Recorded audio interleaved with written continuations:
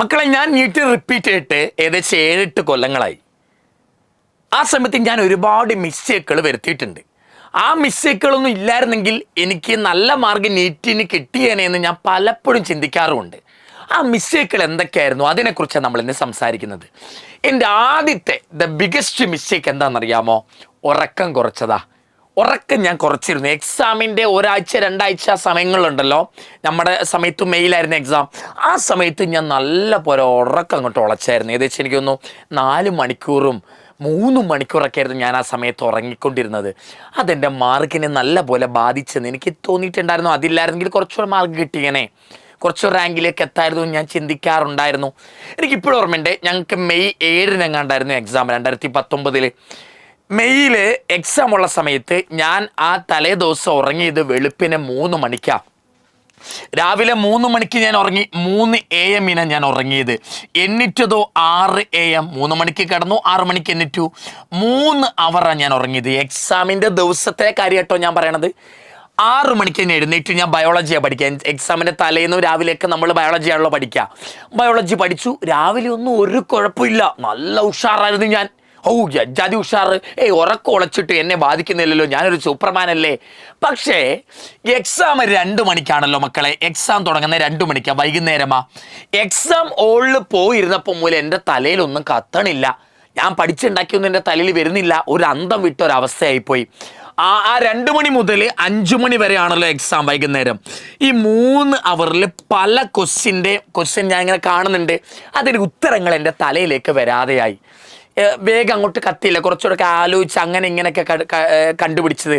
വേഗം അങ്ങോട്ട് ചില സാധനങ്ങൾ എൻ്റെ തലയിലേക്ക് വന്നില്ല. ഇക്വേഷനൊക്കെ മറന്നു പോകുന്ന പോലെ തോന്നി.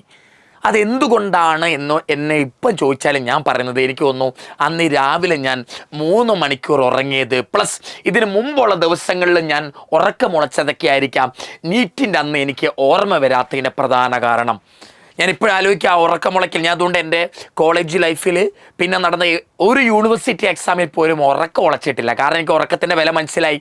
ഈ ഉറക്കം ഉളച്ചപ്പോഴാണ് എനിക്ക് മനസ്സിലായത്, ഇവിടെ പല സാധനങ്ങളും എൻ്റെ തലയിൽ വന്നില്ല. കുറച്ചുകൂടെ വന്നായിരുന്നെങ്കിൽ കുറച്ചുകൂടെ റാങ്കിൽ മുകളിലോട്ട് പോയിരുന്നു, കുറച്ചുകൂടെ വേറൊരു കോളേജ് ജോയിൻ ചെയ്യായിരുന്നു. ഞാൻ വിചാരിച്ച സാധനമാണ്.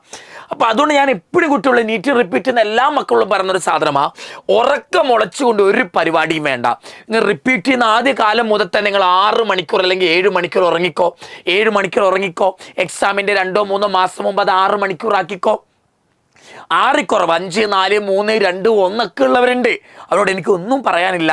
ഫ്രം മൈ പേഴ്സണൽ ഒപ്പീനിയൻ, ഉറക്കം മുളയ്ക്കുന്നത് എക്സാമിനെ ബാധിക്കും. രാവിലെ ഫ്രഷ്നെസ് തോന്നും, വൈകുന്നേരം തല ആടി കളിക്കും മക്കളെ. ഇതാണ് എൻ്റെ ജീവിതത്തിൽ ഞാൻ നീറ്റ് റിപ്പീറ്റ് ചെയ്തപ്പോൾ ചെയ്ത ആദ്യത്തെ ഏറ്റവും വലിയ മിസ്റ്റേക്ക്. ഞാൻ ചെയ്ത രണ്ടാമത്തെ മിസ്റ്റേക്ക് എന്താണെന്നറിയാമോ? രണ്ടാമത്തെ മിസ്റ്റേക്ക് ബയോളജിക്ക് നോട്ട് എഴുതിയിട്ടുണ്ടായിരുന്നു. ബയോളജിക്ക് നോട്ട് ഉണ്ടാക്കി. അതായിരുന്നു എൻ്റെ അടുത്ത മിസ്റ്റേക്ക്. NCERT-ൽ സകല പോയിന്റുകൾ ഉണ്ടായിരുന്നു.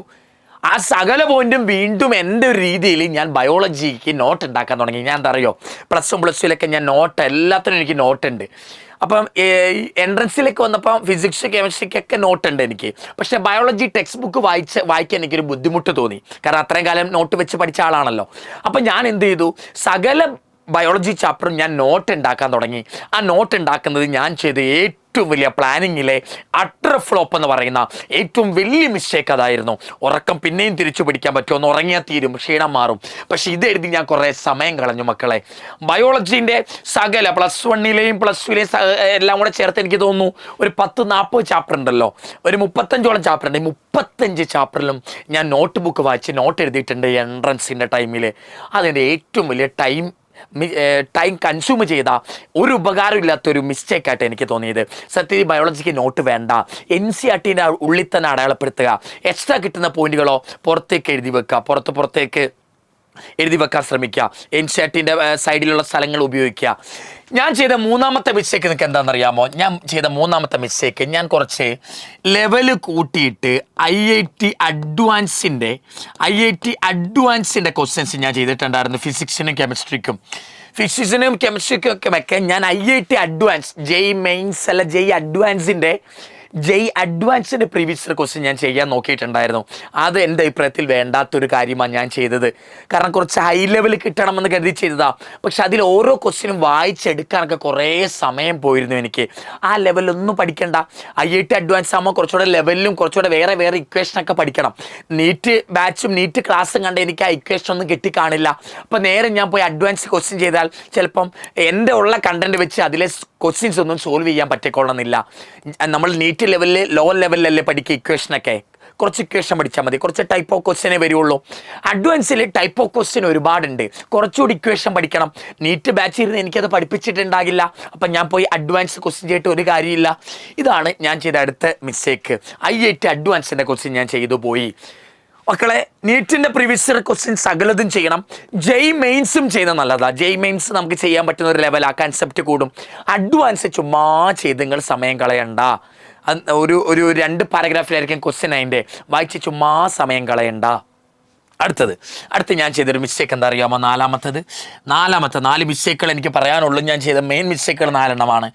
എന്താ അറിയോ മക്കളെ? ഇക്വേഷൻ ബുക്ക് ഞാൻ ഫിസിക്സിന് മാത്രമേ ഉണ്ടാക്കിയിട്ടുള്ളൂ. ഇക്വേഷൻ ബുക്ക് ഉണ്ടായിരുന്നു എനിക്ക്. ഇക്വേഷൻ ബുക്ക് ഞാൻ ഫിസിക്സിന് മാത്രമേ ഞാൻ ഉണ്ടാക്കിയിരുന്നുള്ളൂ. എൻ്റെ അഭിപ്രായത്തിൽ ഞാൻ കെമിസ്ട്രീൻ്റെ നെയ്മഡ് റിയാക്ഷൻ ഓർഗാനിക് ഉണ്ടല്ലോ, ഓർഗാനിക്കിൽ ഞാൻ ബുക്ക് ഉണ്ടാക്കിയിട്ടില്ലായിരുന്നു. ഫിസിക്സിന് എല്ലാ ചാപ്റ്ററിനും ഇക്വേഷൻ ഉണ്ടായിരുന്നു, ബുക്ക് ഉണ്ടായിരുന്നു. കെമിസ്ട്രിയിലേക്ക് വന്നപ്പോൾ ഞാൻ അതിൻ്റെ നെയ്മഡ് റിയാക്ഷൻസിൻ്റെ ഒരു ബുക്ക് ഉണ്ടാക്കിയില്ല. ഫിസിക്കൽ കെമിസ്ട്രിയിലെ ഇക്വേഷൻസിൻ്റെ ബുക്ക് ഉണ്ടാക്കിയില്ല. കെമിസ്ട്രിക്ക് വേണ്ടി ഒരു ഇക്വേഷൻ ബുക്ക് ഉണ്ടാക്കാത്തത് ഒരു ലോസ് ആയിട്ട്, ഒരു ന്യൂനതയായിട്ട് എനിക്ക് തോന്നാറുണ്ട് ചില സമയങ്ങളിൽ. ഇതൊക്കെ നമ്മൾ ജീവിതത്തിൽ ചെയ്ത ചില മിസ്റ്റേക്കുകളാണ്. പക്ഷെ ഡോക്ടറായിട്ടോ എങ്ങനെയാണെന്നറിയില്ല. അപ്പോൾ എന്താ വെച്ചാൽ ഇതൊക്കെയാണ് നമ്മൾ ചെയ്ത് വരുത്തിയ മിസ്റ്റേക്കുകൾ. ഈ മിസ്റ്റേക്കുകളാണ് ഞാൻ പ്രധാനമായിട്ടും ചെയ്തത്. പിന്നെ ഈ മിസ്റ്റേക്കുകളൊക്കെയാണ് അന്ന് ഈ മിസ്റ്റേക്കുകളൊന്നും ഇല്ലായിരുന്നെങ്കിൽ കുറച്ചുകൂടെ മാർക്ക് കിട്ടിയേനെന്ന് എപ്പോഴും എൻ്റെ മനസ്സിൽ. കേവലം ഇപ്പോൾ 7 കൊല്ലം 8 കൊല്ലം കഴിഞ്ഞിട്ട് പോലും എൻ്റെ മനസ്സിൽ തോന്നാറുണ്ട്, ഈ മിസ്റ്റേക്കൊന്നും ഇല്ലായിരുന്നെങ്കിൽ കുറച്ചുകൂടെ മാർക്ക് കിട്ടിയേനെ, അങ്ങനെയൊക്കെ കുറച്ചുകൂടെ ജീവിതം ലൈഫൊക്കെ വേറെ ആയിരുന്നേനെ എന്നൊക്കെ ഞാൻ ചിന്തിക്കാറുണ്ട് മക്കളെ. അപ്പം ഈ ഒരു മിസ്റ്റേക്ക് എനിക്ക് സംഭവിച്ചു 7 കൊല്ലം മുമ്പ്. ഇന്ന് 7 കൊല്ലത്തിന് ശേഷം ഞാൻ പറഞ്ഞു തരാം, ഈ മിസ്റ്റേക്കൊന്നും നിങ്ങൾ ചെയ്യാതിരിക്കുക. ഓക്കെ, സ്ലീപ്പ് ഞാൻ പറയാം. ഈ മിസ്റ്റേക്കുകളിൽ പലതും നമുക്ക് തിരിച്ചു പിടിക്കാൻ പറ്റും, പലതും കുഴപ്പമില്ല. ഈ 4 മിസ്റ്റേക്കിൽ ഈ 3 എണ്ണം കുഴപ്പമില്ല. ബട്ട് ഗൈസ്, ഇത് ഭയങ്കര മിസ്റ്റേക്കാണ്. ഉറക്കം കുറയ്ക്കുന്നത് ആരോഗ്യത്തെ ബാധിക്കാൻ, തുടർന്ന് അങ്ങോട്ട് പഠിക്കാൻ പറ്റില്ല. പിന്നെ ഇതും ഒരു മിസ്റ്റേക്കാണ്, ബയോളജിക്ക് നോട്ട് എഴുതിക്കൊണ്ടിരിക്കൽ. എല്ലാം ഒരു മിസ്റ്റേക്കാണ്, പക്ഷേ ഇത് രണ്ടും നല്ലൊരു മിസ്റ്റേക്കാണ് കേട്ടോ. അപ്പം ഇത് എനിക്കൊന്ന് ഷെയർ ചെയ്യണം എന്ന് തോന്നി. ഞാൻ ചെയ്ത മിസ്റ്റേക്ക് നിങ്ങൾ ചെയ്യില്ലെന്ന് കരുതിയിട്ട് കേട്ടോ. ഇതൊക്കെ മാറ്റിയാണ് നിങ്ങൾ പഠിക്കുന്നതെന്നും പഠിച്ചതെന്നും പഠിച്ചുകൊണ്ടിരിക്കുന്നതെന്നും ഞാൻ വിശ്വസിക്കുന്നു മക്കളെ.